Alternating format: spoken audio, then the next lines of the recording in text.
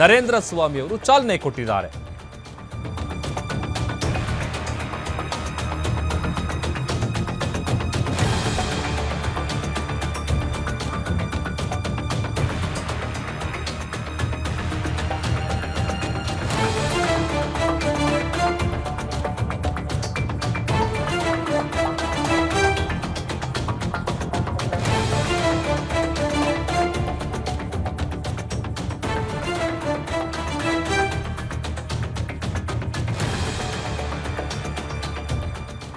ಮಂಡ್ಯದ ಗಗನಚುಕ್ಕಿ ಜಲಪಾತೋತ್ಸವಕ್ಕೆ ಮಳವಳ್ಳಿ ಶಾಸಕ ನರೇಂದ್ರ ಸ್ವಾಮಿ ಅವರು ಚಾಲನೆ ಕೊಟ್ಟಿದ್ದಾರೆ. ಶಾಸಕರಿಗೆ ಈ ವೇಳೆ ಡಿಸಿ ಕುಮಾರ್, ಜಿಲ್ಲಾ ಪಂಚಾಯಿತಿಯ ಸಿಇಒ ನಂದಿನಿ ಅವರು ಸಾಥ್ ಕೊಟ್ಟಿದ್ದಾರೆ.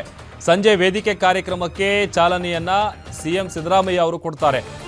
ಮಳವಳ್ಳಿ ತಾಲೂಕಿನ ಶಿವನ ಸಮುದ್ರದ ಗಗನಚುಕ್ಕಿ ಜಲಪಾತದ ಬಳಿ ವಿವಿಧ ಕಾರ್ಯಕ್ರಮಗಳಿರುತ್ತೆ. ಅಂದರೆ 2 ದಿನ ಗಗನಚುಕ್ಕಿ ಜಲಪಾತದ ಬಳಿ ವೈವಿಧ್ಯಮಯ ಕಾರ್ಯಕ್ರಮಗಳನ್ನು ಆಯೋಜನೆ ಮಾಡಲಾಗಿದೆ.